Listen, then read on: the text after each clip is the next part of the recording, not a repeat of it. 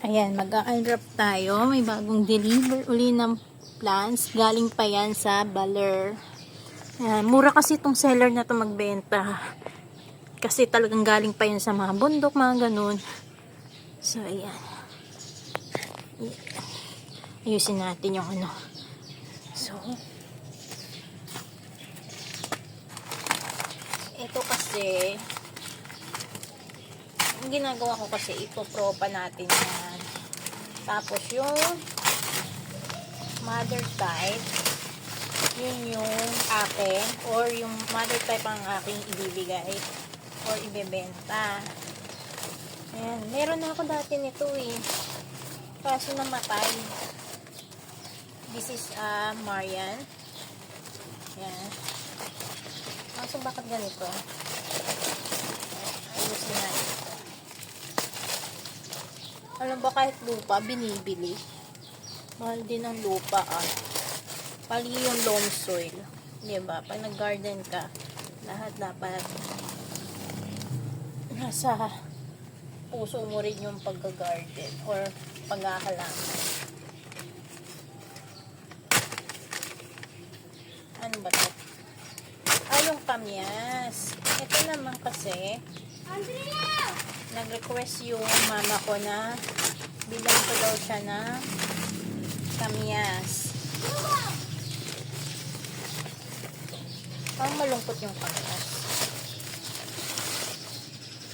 Tagal kasi nung na-deliver, ginabi niya. Ito kamyas yan. Dadaling ko yan sa bahay ng parents ko.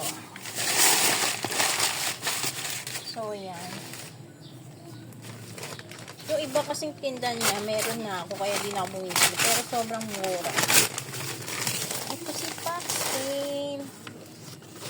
Ito gusto kong alagaan ito si Paxton. Pero gusto kong mag-focus sa bonggabilya at sa adenium, succulents, snake plants. Kasi hindi sila mahirap alagaan, guys.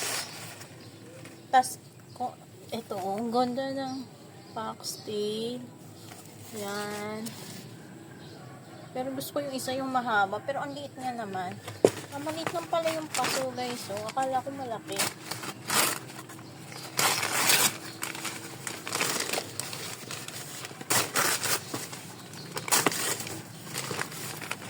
Binigyan ako ni seller ng free. Ito free lang din to. Snake plants din to. Ang ganda ng pagka-snake plants. Bukas ko na yan itatanim.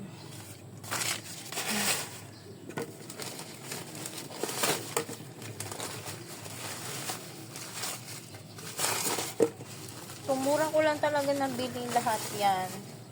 Hindi pa umabot ng 500. Kaya tungtuwa ako dito sa seller nito. Ang ganda ng syngonium mo. Ang ganda ng syngonium. Yan. Kasi pinopropa ko muna habang wala pa tayong space talaga. Tapos ito, dati mura ako nakakabili nito eh. Ewan ko lang bakit nagmahal tong si Selum. Nagmahal tong si Selum eh. Meron na ako nito nas direct sa lupa.